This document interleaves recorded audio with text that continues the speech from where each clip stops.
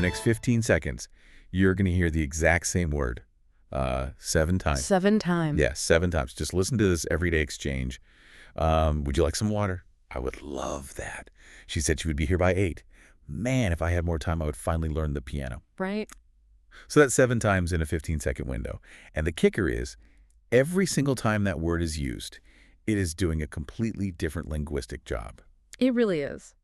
Welcome to the Deep Dive. Today, we are opening up a pretty fascinating stack of linguistic notes, research papers, and conversational transcripts. A very thick stack. Exactly, to decode a single, unassuming, microscopic little word, a word you probably don't even notice when you say it, but it completely governs tone, emotion, and meaning in the English language. We are talking about the word would. Yeah, and it is hiding in plain sight literally everywhere you look. I mean, if you comb through these transcripts of daily conversations, the sheer volume of heavy lifting this 4-letter word does it's staggering. It is everywhere. Right. And if you only half understand how this word operates, you are genuinely missing half the meaning of the interaction. Wow. You know, you are missing the subtle tone, you're missing the emotional cues, and you are likely missing the underlying intent of the person speaking to you. Because it's not just a simple grammar rule. No, not at all. You encounter it constantly in every workplace meeting, every casual text message, every movie dialogue. Most grammar words have, 1, maybe 2 straightforward functions. This single word has at least 6 distinct complex lives. Okay, let's unpack this. Yeah. Because looking at this stack of research, if we could fully understand this linguistic Swiss Army knife, it is honestly the ultimate shortcut to mastering emotional intelligence in English. Absolutely. But I look at this list, right? Conditional statements, polite requests, past habits, indirect speech.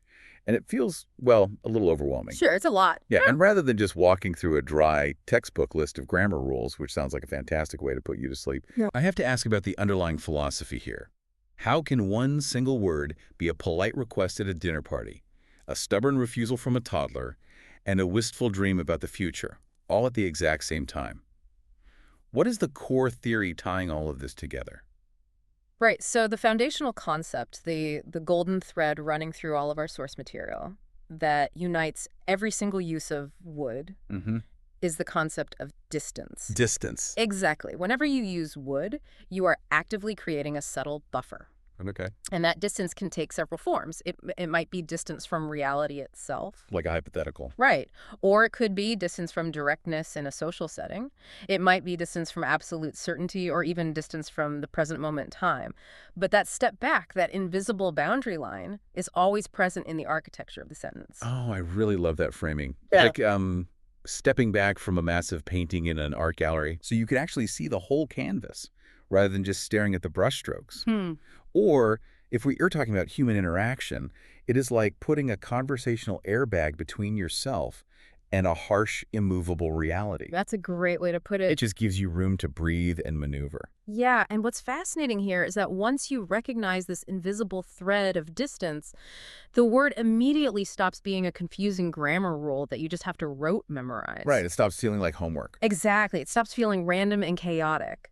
Instead, it starts functioning as this incredibly elegant, sophisticated tool for navigating the complexities of human relationships and human psychology. Well, that perfectly sets up our first major category. If the core function is to create a buffer, the most common type of distance we see in these transcripts is stepping back from reality itself. Yes.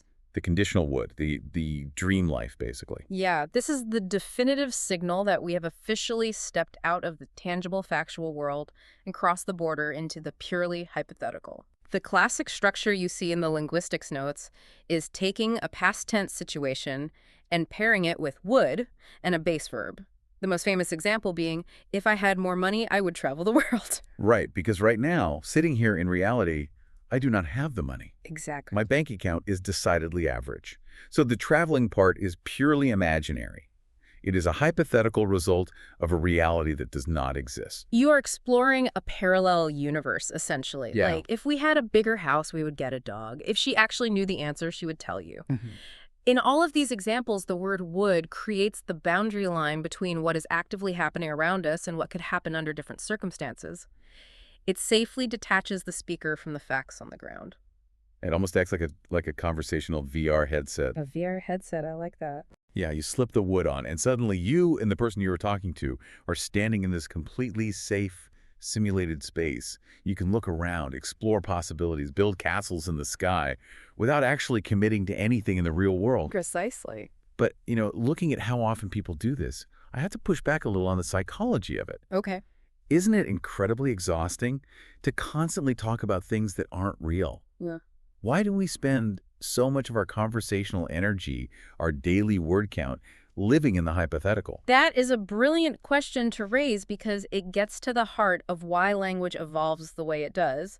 The truth is, this hypothetical space isn't exhausting at all. It is actually a massive driver of human connection and bonding. Really? Bond No, definitely. absolutely. Think about one of the most classic universal conversation starters you might use on a first date or at a dinner party. What would you do if you won the lottery tomorrow? Oh, sure. Everyone has their answer ready. I would quit my job immediately. Yeah. I would buy a massive house on the beach. I would pay off my mom's mortgage. I would buy a sports car. Right. And notice how you naturally answered using would for every single item. Oh, yeah, I did. You are maintaining that exact same distance I established in the prompt. Now imagine doing that without the conversational VR headset. Without the wood. Yeah. Without that word, you are forced to commit to everything you say as a factual, concrete plan. You would have to say, I am quitting my job. I am buying a beach house. Oh, wow. Yeah, that suddenly feels really heavy. Right. It feels like an interrogation. Or like I'm making a very serious financial declaration. Exactly. Asking what you would do if you won the lottery or what you would do if you could live in any era of history allows for deep emotional exploration. Mm-hmm. You learn about a person's values, their hidden desires, their generosity, entirely without the exhausting pressure of real-world commitment. It is a necessary psychological sandbox for the human mind to play in. And looking at the notes, it is not just grand cinematic hypotheticals like winning the lottery or time travel either. No, not at all. The sources point out that this imaginary distance intimately applies to our very quiet, everyday desires and wishes. The transcripts refer to this as the dreamer's wood. Yeah, and it is seamlessly related to the lottery concept, yes. When you hear someone sigh and say, I would love to speak English perfectly, or I would give absolutely anything for just one good night's sleep. Which I feel deeply, by the way. Same. But notice they aren't laying out a concrete, actionable 10-step plan there. Right. It is a pure emotional aspiration. Saying, I would love to, is structurally softer than saying, I want, but psychologically, it actually feels much more sincere to the listener. Oh, that's interesting. Yeah, it bypasses logic and lives right next to the heart. It is a vulnerability protected by that buffer of distance. Here's where it gets really interesting, though. If wood gives us a safe distance from reality and lets us explore our internal dreams, how does that exact same mechanic help us create safe distance between people? Ah, yes. Let's move out of the internal dream world and into the external friction of everyday social interactions. Cool. Right, and this transition is where the word truly earns its reputation as one of the most elegant diplomatic tools in the English language. The diplomat of words. Exactly. The source materials categorize this as the social wood and the diplomatic wood. Okay. This is entirely about how we navigate interacting with other human beings in a way that is respectful, warm, and non-threatening.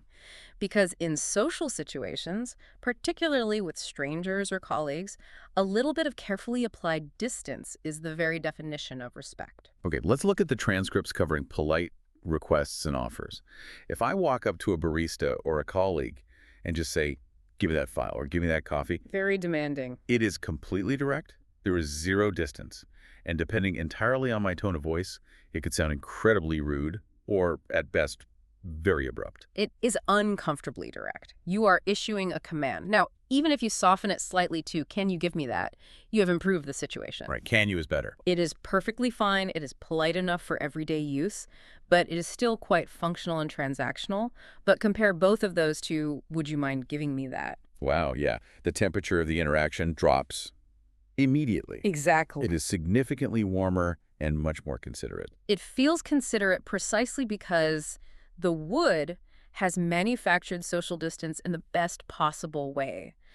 It signals to the other person that you are But self-aware. like you're interrupting them. Right. You are actively acknowledging that you are imposing on their time and asking for a favor rather than issuing a top-down demand. Makes sense. And it is the exact same mechanism with making offers to guests. Mm-hmm. Walking up to a guest and saying, "Do you want coffee?" is fine, but saying, "Would you like some coffee?" is deeply welcoming. It feels softer. It creates a polite opening for the other person to accept or decline without feeling any pressure either way. In almost all professional and hospitality contexts, "would you like" is universally the better, safer choice. And what about when you have to do the opposite of offering coffee? Yeah. What about softening the blow when you have to deliver negative news? The sources bring up these brilliant, tense workplace dynamics. Oh, those are fascinating. Imagine you are reviewing a colleague's work, right? A big marketing presentation, and you look at them and say, your report is way too long. Ouch. That is blunt force trauma. In a corporate environment, that could easily start a fight, ruin a working relationship, or immediately make the person defensive and shut down. Absolutely. But if you wrap that exact same critique in the diplomatic wood and say, I would suggest making it a bit shorter, you have completely transformed the architecture of the interaction. You took a harsh command and turned it into collaborative advice. Exactly. Or consider disagreeing with a fact. Instead of stating, "That's wrong," which feels like an attack on their intelligence, Right. you say, "I would say that's not quite right." By applying that distance, you are subtly signaling to the person, like, "Here's my perspective from where I am standing. You can take it or leave it. I am not forcing this reality onto you." But I have to stop you there, because I know exactly what you might be thinking listening to this. Doesn't this whole diplomatic dance make us sound evasive? Mm-hmm. Or worse, passive-aggressive? Are we just being fundamentally dishonest and dancing around the truth instead of having the courage to say what we actually mean? I mean, if the report is too long, shouldn't I just say it's too long? It is a very fair concern, and it is a common frustration for people learning corporate English. But the linguistic analysis in our notes shows it is not dishonest at all. You have to separate the content of the message from the delivery of the message. The content from the delivery, okay. Right. You are still communicating the exact same hard fact of the report needs to be shorter or the data is incorrect. You are not lying about the work. Right. You are simply being intentional and kind about how you deliver that reality to another human being's ego. The difference between passive-aggressive and diplomatic lies in the intent and the tone of voice. That makes a lot of sense. Passive aggression uses politeness as a weapon to mask anger. The diplomatic would uses politeness as a shield to protect the listener's dignity. You are offering a perspective for them to consider, rather than dropping a heavy verdict on their desk. It is one of the primary structural tools the English language uses to implement empathy in difficult conversations. A conversational buffer to protect human dignity.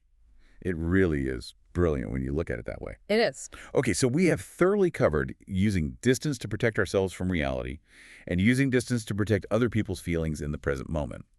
But looking at our source material, there is a third, slightly mind-bending dimension here. Yes, there is. We also use this exact same protective buffer for the past. Distance in time and action. This is often referred to as the messenger would. The messenger would. Yeah. This is a phenomenon that happens constantly in everyday spoken English, whether you are gossiping with a friend, giving a status update in a meeting, or relaying messages between family members. But native speakers rarely notice the underlying mechanics of what they are doing. Really? Yeah, it is specifically used when you are reporting what someone else said in the past. So, to walk through the timeline, right? If someone looks me in the eye on Tuesday and tells me directly, I will call you tomorrow, the word they used in that present moment is will. Yes. That is a firm future commitment. They are stepping right up to the promise. That is the baseline, yes. But let's say it is now Thursday. You are relaying that Tuesday conversation to a third person. You absolutely do not say, "She said she will call me." Right, because that sounds wrong. Exactly. The rule of indirect speech kicks in. Because you are now observing that past promise from a distance, you are separated from the moment it was made. The will actually travels back in time and structurally shifts to would. You tell your friend, "She said she would call me." Wow. It is a fascinating structural shift that signals to the listener that we are looking at a commitment through the lens of elapsed time. It is literally like grammar time travel. It is. But I have to say, my absolute favorite detail from the sources regarding action and time is something entirely different. Ugh. It is the stubborn wouldn't. Mhm. The refusal. Ah, yes, the refusal. The transcripts highlight this so clearly. If I am talking about a coworker and I say, he didn't listen to my presentation, that is just a neutral, objective fact. Yeah. It just describes an absence of listening. Maybe he was distracted, maybe he couldn't hear me. But if I change one word and say, he wouldn't listen to my presentation, the entire story changes. Completely changes. That implies active, deliberate, stubborn resistance. He had the clear choice to listen, and he actively, repeatedly refused to do it. It carries all the emotional weight and frustration of that choice. Because there is an entire narrative inside that single word. It is not just a past negative. It communicates a feeling of friction, of wasted effort, of something being actively withheld from you despite your best attempts. And the absolute best part, the most human quirk in all of these transcripts, is that we apply this exact same stubbornness to inanimate objects. We do. We really do. Think about how often you hear someone say, the door wouldn't open no matter how hard I pushed. Or, my personal favorite corporate nightmare, the printer wouldn't cooperate. Which universally always seems to happen exactly 5 minutes before the most critical meeting of your career. Exactly.